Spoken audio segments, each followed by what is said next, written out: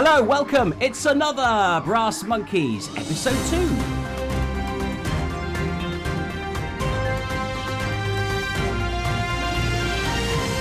Headlines that have been making the news around the globe this week. Of course, big news here in the UK is that Shamima Begum, who was famously one of the 15-year-olds who disappeared off to the Middle East to be a jihadist a few years ago, basically she wanted to come back to the UK because she went, I was such a young person, I didn't know what I was doing. And we said, no, sorry Shamima, you made your bed, now you've got to go and lie in it. Anyway, apparently she's now won the right of appeal, and so she's coming back to appeal, argue the toss, whatever you want to say, that she should be allowed to come back to the UK. We're going to talk about that probably next week. I don't know what to make of the world. What about you, Monkey 2? Well, I don't know. It makes you wonder. Things must be pretty bad if she wants to come back here. I was going to say, she's kind of missed the boat there, really, hasn't she? Well, exactly, yeah. Things weren't too bad, and now it's become this place that I don't want to live in anymore. I'm quite happy just to try and get out of here. But and Don't forget, of course, not only have we got the whole COVID-19 thing going on, but we've still got Brexit. Yes, that big Brexit word.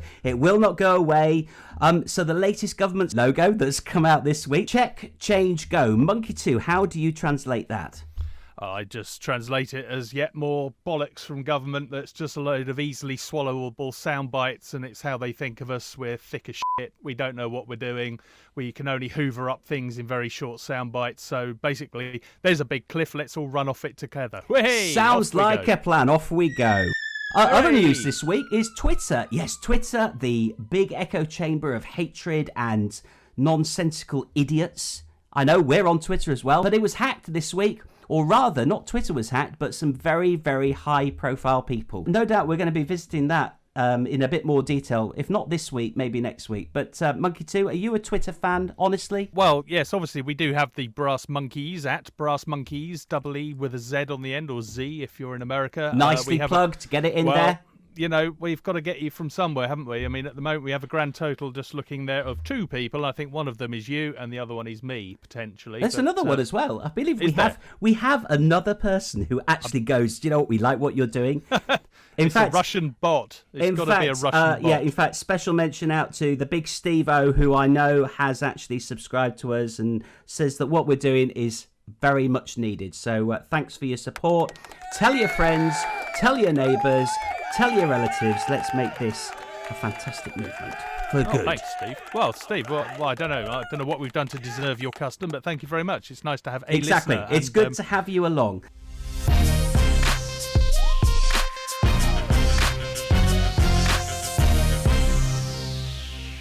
Good news this week, apparently, as well. The whole vaccine thing's moving on quite nicely. We've got various trials going on where they've actually got to the point where they're actually infecting people deliberately with this horrible disease. And it seems to be that we're getting some good results. So maybe, just maybe, the madness, the insanity that is 2020 will come to an end sooner rather than later. We won't hold our breath, but again, it's something we'll keep our eye on. Good news, I think you'll agree, Monkey 2? Oh, definitely. I mean, they did say that they hope to have something at the earliest by September, and we're sort of rapidly homing in on that. Anything that means I haven't got to go and wear a mask everywhere, which, you know, I understand why, and I completely understand that it's a good thing to do, but God, it's a pain in the arse, isn't it? I'll tell you what, I've realised my breath is bad. It's one way of finding out, I suppose. Yeah, seriously bad. Of course, the other big news this week, this is a UK story, but really applies anywhere in the world at the moment, because we have touched previously on the fact that the next Cold War is not a physical war, it's a technology war, all about controlling information. And of course, the big news this week is that the UK government have finally started to get their clammy fingers off the Russia report and make it available for people to look at. And already,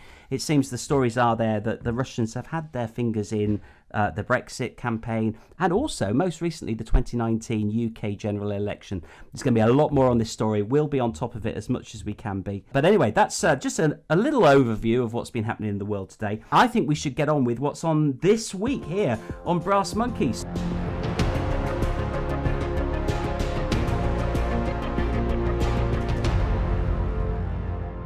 Government this week in the UK, more flimflamming. I love that word flimflam, don't you? It's 2 words actually, technically. The flimflam machine. Our British government is an example of one of the finest versions of that. I think you'll agree, Monkey 2. Oh, definitely, yes. They've made an art out of it. They treat us like idiots. They're thinking, well, if it ain't broke, let's not fix it. Keep going, keep feeding them rubbish, and they'll keep voting for us. And it seems to be a tried and trusted method that works very well for the ultimate Flimflammer himself and his little monkey in chief, whose name we haven't mentioned it yet, have we? No, let's try not to. I think that might be a policy yeah. on this show. Let's try not to mention its name. Indeed. So yeah, flim-flam and flip-flopping is very much the way of things in 2020 here in the UK. I mean, where do you stand on the masking? Do you think we're meant to wear them in shops and on public transport and in open spaces with other members of the public? Or do you think we should wear them actually when we're at home with our nearest and dearest? Or do you think we should just go, actually, makes no difference and not wear one at all? And in fact, are you one of those who are actually so vehemently opposed to the idea of wearing a mask that you just kick up a fuss, like one particular Tory MP did in the Houses of Parliament this week? They're called muzzle gruzzles. Muzzle gruzzles. Yeah, I can't help but think that he's a bit of a bellend, personally. Because... Well, he is. He said, it's an imposition that I should have to wear a mask when I go out and about. It doesn't matter that I'm infected with this wretched virus. If I've got it, you can have it. I give the merest of I think you'll find is what Tories tend to give about their fellow man. You obviously got slightly wound up there. That's not I like did. you. I not did. Like I'm you. sorry about that. We don't normally get offensive language from Monkey No, we don't.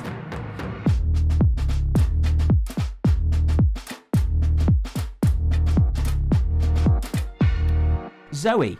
Do you know Zoe?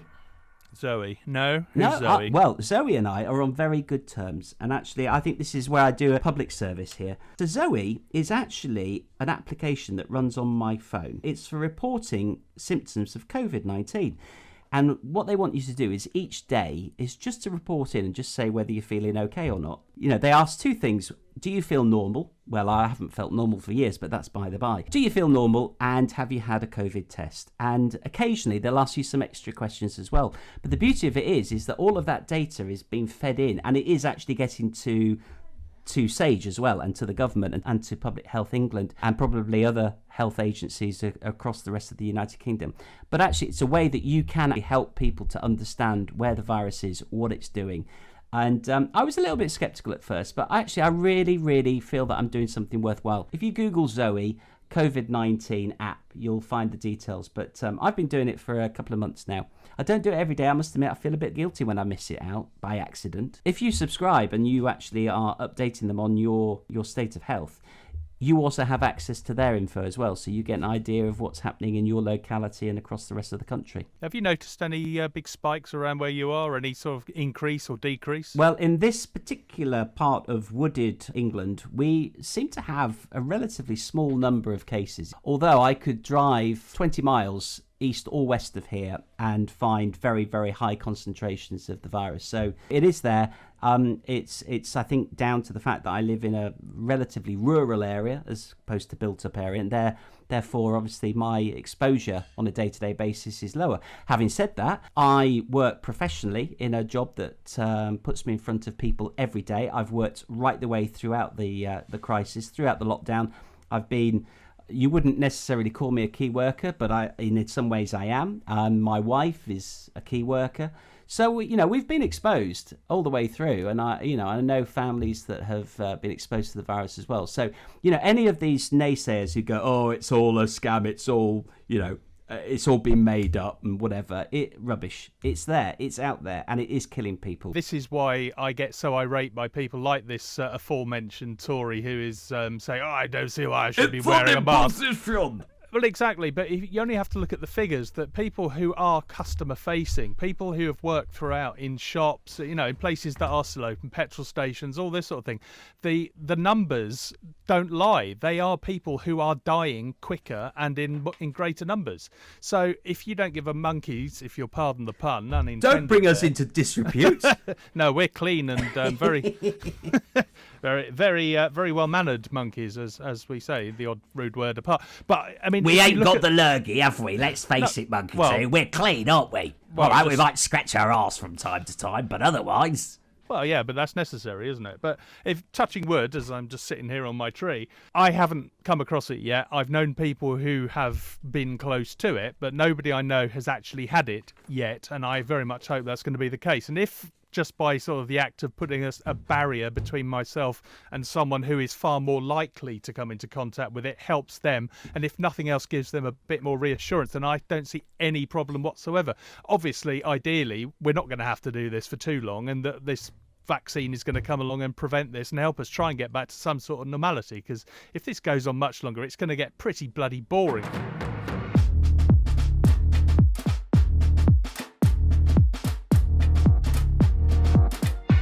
You're listening to Brassmonkeez. What is it to be awoke? And if you are one, what happens when you get cancelled? That's what I want to know.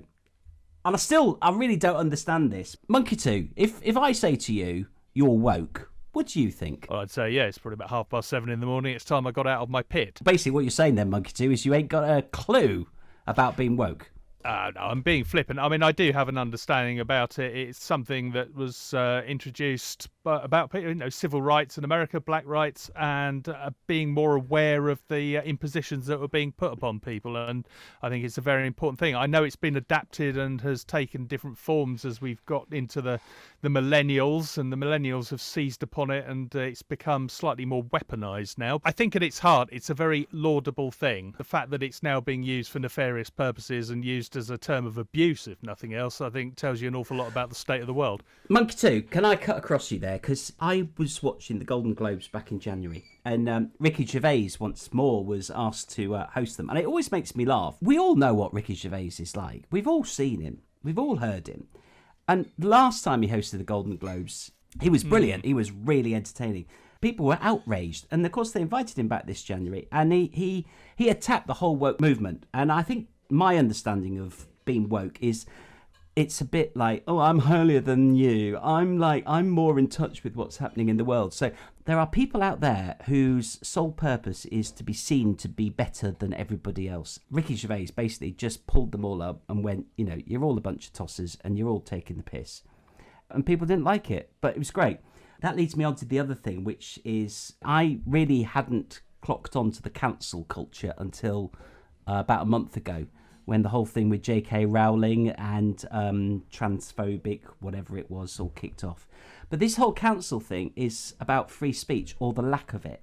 And I find it quite threatening, but also brilliant that people like Ricky Gervais are bringing it to the fore. Because what he's basically saying is it's become absolutely impossible to say something that criticises a people, a type, a race, a background. You cannot criticize anybody legitimately because somebody somewhere is going to say, you can't say that because you are being blank.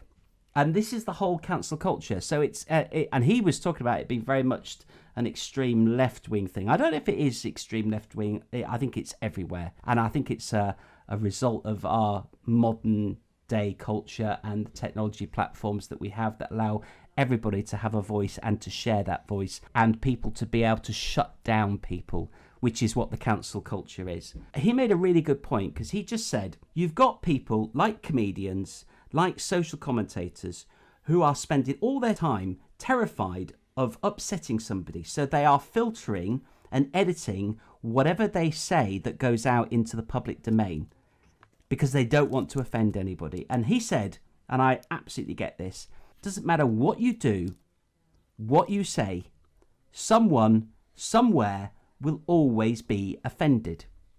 And not only that, it's a good thing. It is a good thing, because that's what encourages debate and discussion, not shutting people down by shouting with your fingers in your ears and going, I'm not listening. I feel like I've just gone on a bit of a rant there, Monkey 2.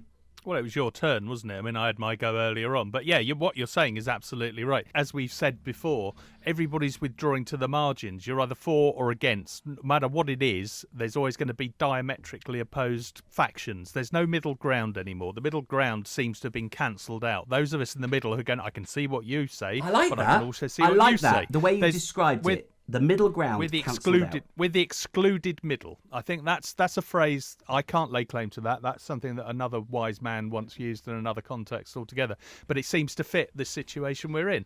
You're either for or anti. There's everyone's withdrawing. You're either for or anti-Brexit. You're either for or anti-Trump. If you're not with us, then you're against us. That whole thing, if you're not part of the solution, you're part of the problem. And there's no meeting in the middle. And I think this is something we desperately need. The world needs, but I mean, in microcosm, Britain needs.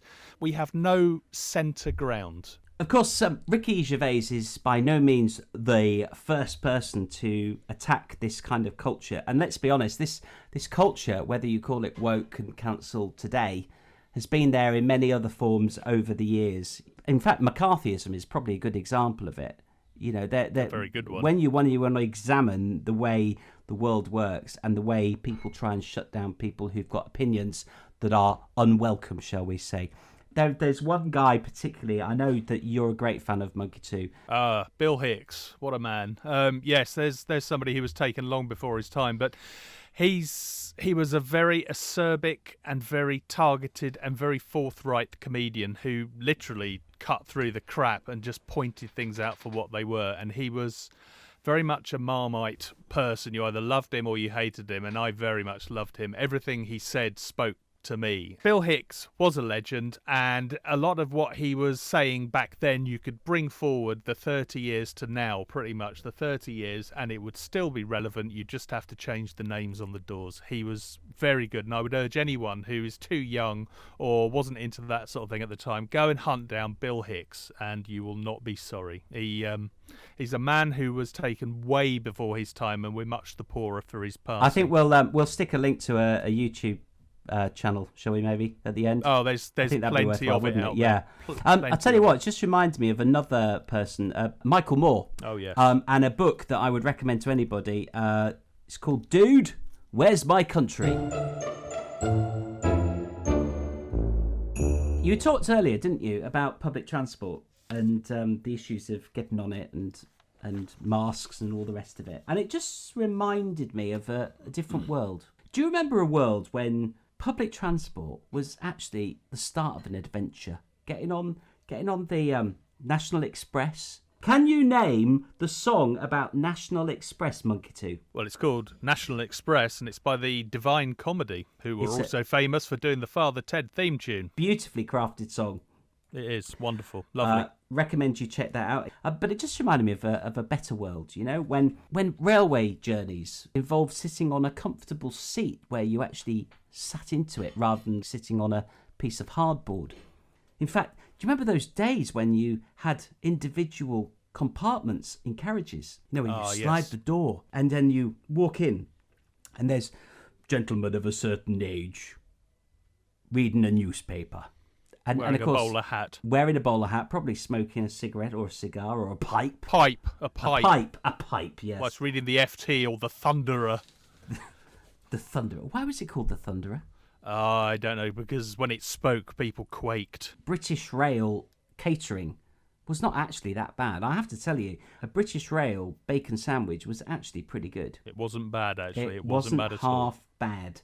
Got a very bad rap. Well, it wasn't wrapped, was it? Oh, I left myself open to that one. Bad joke. As soon as that had left my mouth, I knew that one was going to get... Monkey humour coming to the fore. C-Link. Do you remember C-Link? Ah, yes, C-Link. So C-Link, for those of you a certain age, this may be a completely alien culture, but there was a time when our railways were nationalised. Not only, though, did we have British Rail, but we had C-Link, which was the ferry division of British Rail. But not only that, they were at the vanguard of the next big thing. What was that, Monkey 2? Oh, Hovercraft. Oh, we like Hovercraft around here, don't we? Also owned and operated by British Rail under the name of Seaspeed. Seaspeed. So you had conjure up an image. You had C-Link and Seaspeed. If you want to ride on a hovercraft today, you can still do so. You can do so from Southsea, just outside Portsmouth, to Ryde on the Isle of Wight. It's a commercially operating hovercraft, although if it's operating at the moment or not under the COVID climate, I'm not quite sure. Because I don't know how social distancing works on a hovercraft. Have you any ideas, Monkey 2? They have kept operating throughout this crisis. I think they have maintained a very important link between the island and the mainland. But I think now things are back to normal. They're probably adopting the same sort of restrictions that public transport everywhere else is. So wear a mask and try not to touch each other, and generally we try should all not be to all right. touch each other. That should be the new government thing. Going back to work, getting on public transport.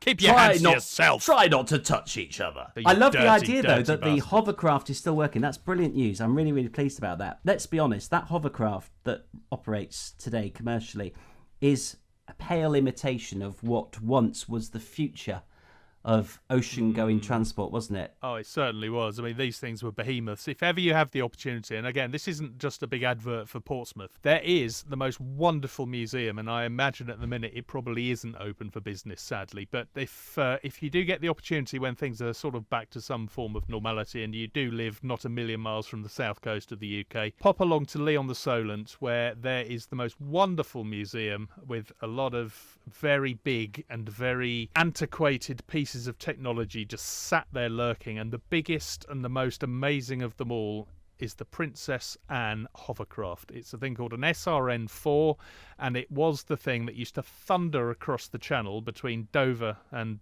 latterly Calais, but they used to also go between Dover and Boulogne, and Ramsgate, a bit further along the coast, basically Kent to France. You could get on one of these massive, great four-engined, four-propellered behemoths. That's the only thing that you can use. It was like a low-flying missile that used to point itself to and from France and England, and it would carry cars and people, and it's bigger than you can possibly imagine. And the noise it made, you could hear from anywhere in Dover and along the coast when they were going backwards and forwards. It sounded like World War II when the Lancasters were taking off. Astonishing things, and they can only be done justice by looking at them. And once again, YouTube will be your friend. Go and search for SRN-4 hovercraft and gaze in awe, as we used to. Sadly, no longer flying. They became too expensive to run due to the fact that they were basically running with jet engines, and it was drinking fuel at a rate of knots. And what finally finished them off was the lack of duty-free. And ironically, we could be heading back to having duty-free now that we're no longer part of the EU. So who knows? They might resurrect the idea.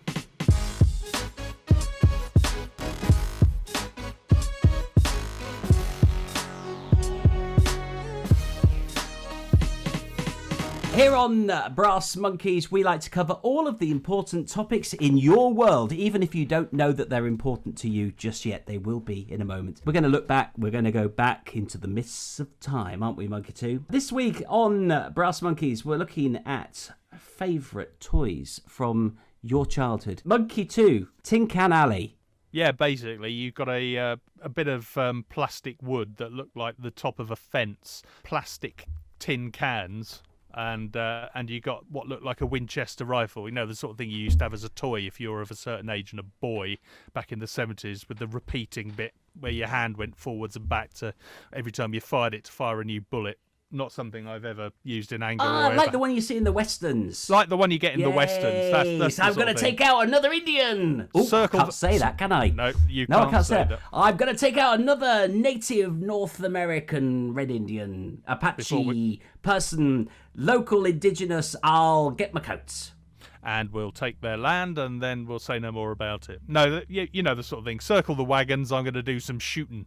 It was one of those. It fired light at this plastic bit of wood that was made to look like a fence, and if you shot the bit of light through the right hole, the tin can above that little hole would jump off the top, and as if you'd shot the thing. And That's it was pretty just advanced, brilliant. isn't it? It was good for its time. I mean, it was the same sort of technology which, if you remember those Spinatone TV games from the late 70s and early 80s, where you could actually point a gun at the TV screen and shoot the dot. It's the same sort of thing, light technology. Ladies and gentlemen, Brassmonkeez is a non-violent programme, just for the benefit of those of you may be wondering. But by the way, I did have a Spudge-O-Matic.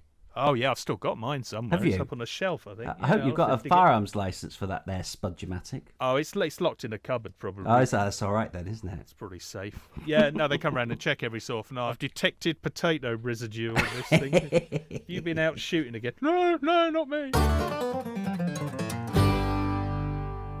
Speak and spell as well. I must admit, this one missed me. You never had a speak and spell? I never had a speak and spell. I came from a agricultural background. We had no time for electronics. We just had things like play with a sheep. Stop that before I go any further. I was going to say less said about that the better. But speak and spell was good fun, wasn't it? I mean, I never had. I don't know because I didn't have one. Well, I mean, from personal experience, I never owned one personally. One of the original orange and yellow things where it would say "now spell collar," and it was in the American. In an American accent. It sounded a bit like I don't know. Say Stephen Hawking was being throttled. It was now spell collar, COLOR. That is correct. Things like that, and it was always spelt wrong. The early ones had the American spellings in, and I think eventually we ended up with ones that were more sort of proper English, not the mess that the Americans have made. Sorry to our American cousins. But so what, they actually sampled an English voice then? I think it was electronically generated. I don't think sampling came anywhere near the thing. That would have been far too clever for the late 70s, which is when these things came out. That's a bit of a disappointment. I had this vision of them maybe having the voice of Joanna Lumley or something like that. No. Well, I can move you on a little bit here. Fast forward from the late 70s heyday of Texas Instruments creation. And they released a thing called Super Speak and Spell in this country. Ooh. And this is was like in Mark II then, is it? Mark II, yeah. It was around about the early 90s, early mid-90s, I think. And I noticed that Super Speak and Spell now featured the voice of none other than our very famous TV personality, if you're of a certain age again, Brian Cant, who you will remember from things like Play Away, Play School. Not Play Away. Yep. Play Away, Brian Cant. That's Brian Cant, also the voice of Camberwick Green. He was Chipley, a and legend. Trumpton. What a great guy. What a great loss. Guy. What a great loss, actually. He was the voice of our generation, that man. Anyway, you can see where this is going. His voice was featured and was sampled into Super Speak and Spell, which immediately led to my buying one, purely so I could take it home and get him to say rude words. Holy moly!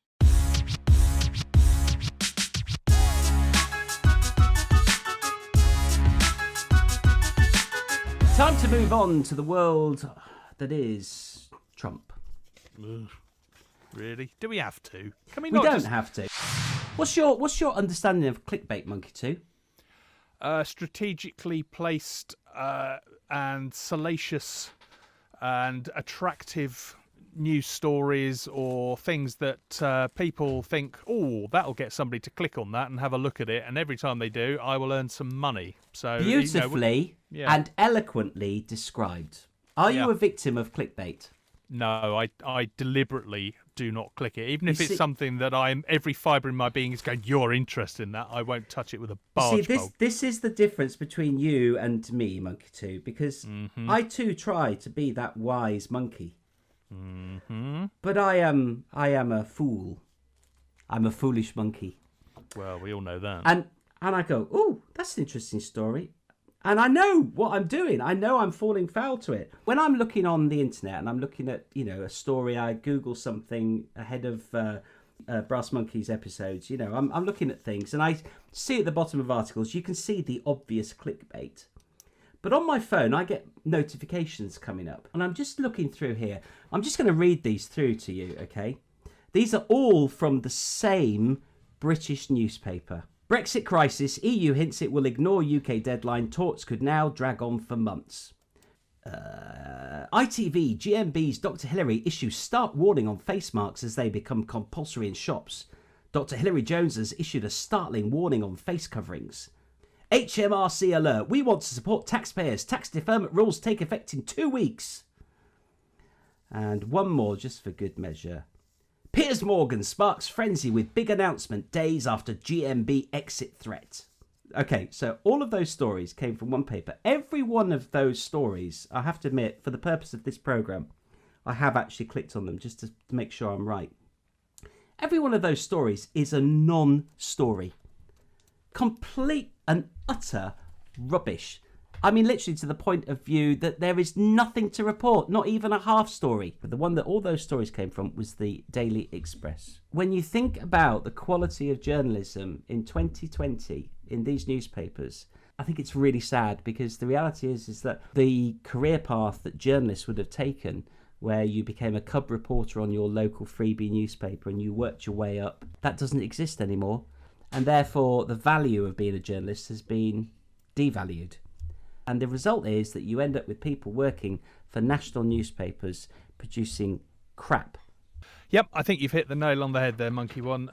The value of proper reporting in journalism, which there is still very good journalism in this country and around the world, but unfortunately you have to dig and delve so deeply to find it that it's impossible. To be fair, there is, in this country at least, there is sort of middle ground journalism. There's the independent, but the independent, as a result, it gets very few readers these days because it's not salacious, because it's not offering you opinions. It's because just the reporting population the news. have become dumbed down, so they don't know what proper journalism looks like.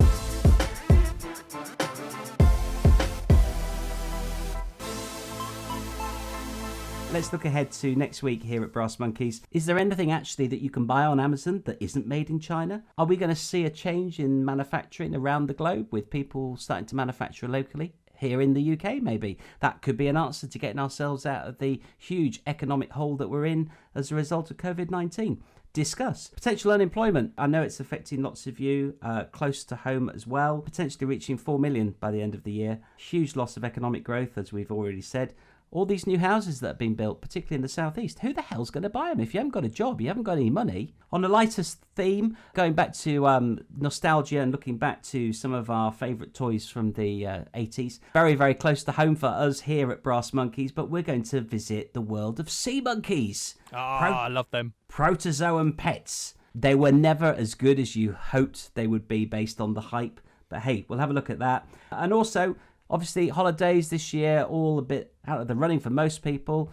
So stuck at home, staycationing, whatever else. Never mind that. Webcams. Watch your webcam from your favourite destination. Virtual reality holidays. We're going to be looking into that next week here at Brassmonkeez. And again, if you've got a particularly good webcam of a very, very lovely place that you'd like to be lounging on a beach with a drink of your choice, then why don't you let us know and we'll have a look at it and report back. Anyway, that's it from us, Brassmonkey 1, me, and Brassmonkey 2 over there, you. Thanks for your time. It's been great. It's been a bash. Wonderful. Subscribe, like, do whatever. Tell us you think we're great or that we're crap or just, well, do something. Just don't do nothing. Monkey 2. Yeah, leave us a review. We're on iTunes now. Anywhere that you see us, if you'd like to subscribe, that would be absolutely wonderful. Please don't forget to leave a review, whether it's good or bad. We don't care. Obviously, we'd like it if it was good, but, you know, knock yourselves out. You can find us on the Twitter. We are Brassmonkeez. That's Monkeez or Z if you're the other side of the pond. But until next week, do take care, and I'm off back up my tree for a banana. Ta-da!